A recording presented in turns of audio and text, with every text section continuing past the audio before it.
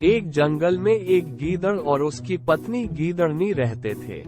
गीदड़नी हाल फिलहाल पेट से थी, बस कुछ ही पल बचे थे जब उनके बच्चे बाहरी दुनिया में आने वाले थे। दोनों पति पत्नी अपने बच्चों की डिलीवरी करने के लिए एक स्थान की तलाश में इधर उधर घूम रहे थे। इतने में ही उनको एक गुफा दिखाई दी। दोनों उस गुफा को देखकर समझ तो गए थे कि यह जरूर जंगल राज सिंह की गुफा है, जो फिलहाल अपने शिकार की तलाश में निकला था। दोनों को अपने बच्चों की डिलीवरी के लिए जगह तो मिल गई थी, लेकिन साथ ही ये अड़ब भी था कि अगर शेर आ गया तो क्या होगा।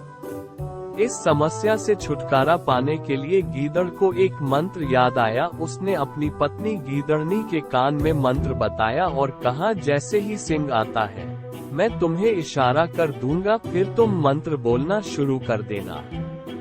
असल में यह मंत्र उनका एक चालाक प्लान था, जिसमें इन्होंने अपने नाम बदलिए थे और शेर को भयभीत करने की योजना बनाई थी।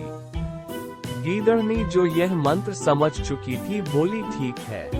गीदड़ गुफा की छत पर जाकर बैठ गया ताकि वहां से सिंह के आने का संकेत मिल जाए। थोड़ी देर बाद गीदड़नी ने धीरे धीरे 4 बच्चों को जन्म दे दिया। गीदड़ के कानों में जब बच्चों के रोने की आवाज गई तो वह बड़ा प्रसन्न हुआ। अब दोनों माँ बाप जो बन गए थे। लेकिन इसी बीच गीदड़ ने जंगल राज सिंह को अपनी गुफा की ओर आते देखा। गीदड़ ने तुरंत अपनी पत्नी को शेर के आने की खबर दी और मंत्र शुरू करने के लिए कहा।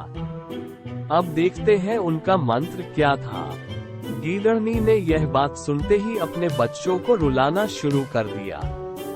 सिंह जो अपनी गुफा के करीब पहुंच गया था, बच्चों की आवाज सुनते ही झाड़ियों में छुप गया और देखने की कोशिश करने लगा कि आज मेरी गुफा में कौन शरणार्थी घुस आए हैं।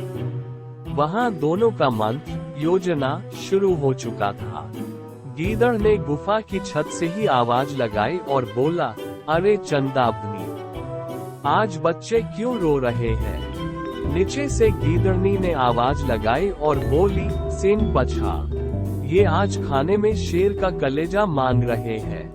शेर ये बात सुनते ही सफेद हो गया और सोचने लगा कि ये कौन सी बला आ गई जंगल में, जिन्हें खाने में शेर का कलेजा चाहिए, और इसका तो नाम भी सिंह पछाड़ है। सिंह पछाड़ नाम की दहशत उसके मन में बैठ गई। फिर ऊपर से गीदड़ बोलता है, ठीक है, किसी शेर को दिखने दो, आज तुम्हें शेर का कलेजा ही खिलाता हूँ। ये बात सुनते ही जंगल का राजा शेर वहां से ऐसे भगा मनो जैसे सच में आज कोई उसका कलेजा निकाल लेगा। भागते भागते शेर को रास्ते में एक लोमड़ी मिली। लोमड़ी बोली, अरे जंगल राज, इतने भयभीत होकर कहाँ भागे जा रहे हो। शेर बोला, काहे का जंगल राज, आज तो बाल बचा हूँ, नहीं तो मेरा कलेजा खा जाते।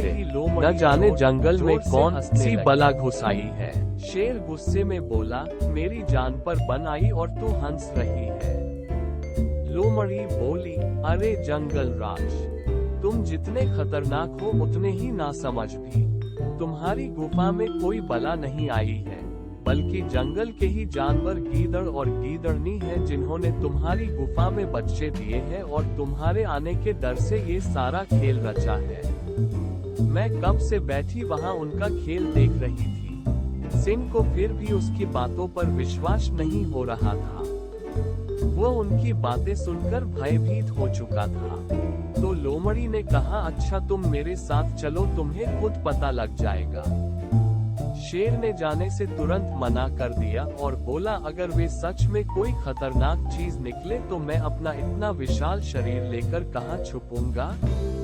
तू तो घुस जाएगी कहीं भी। काफी मुश्किल के बाद सिंह चलने के लिए राजी हो गया, लेकिन उसने लोमड़ी को अपनी पूंछ से बांध लिया और बोला, अगर मैं मरा तो तू बचकर कहाँ जाएगी। फिर दोनों सिंह की गुफा की ओर चल दिए। अब गीदड़ ने फिर देखा कि शेर दोबारा आ रहा है और अब तो साथ में एक लोमड़ी भी है। उसने दोबारा अपनी पत्नी को मंत्र शुरू करने के लिए इशारा किया।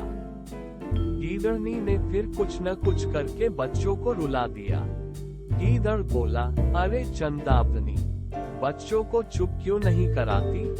गीदड़नी बोली, अरे सिंह पछा, ये कह रहे हैं अभी तक शेर का कलेजा क्यों नहीं आया?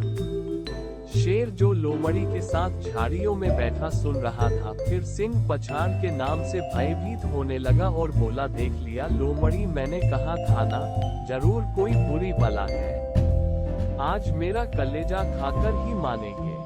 लोमड़ी बोली, यह इनकी चतुराई है, चलो इनके पास जल्दी चलो।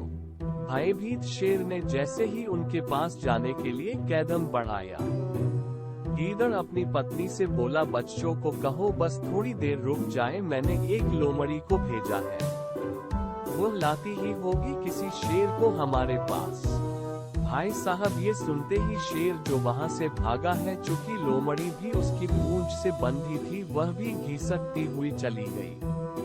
जब शेर ने रुककर लोमड़ी पर अपना गुस्सा उतारना चाहा, देखा तो वह मर गई थी। सिंह पछाड़ मजेदार हास्यमय कहानी आपको कैसी लगी? कृपया कमेंट के माध्यम से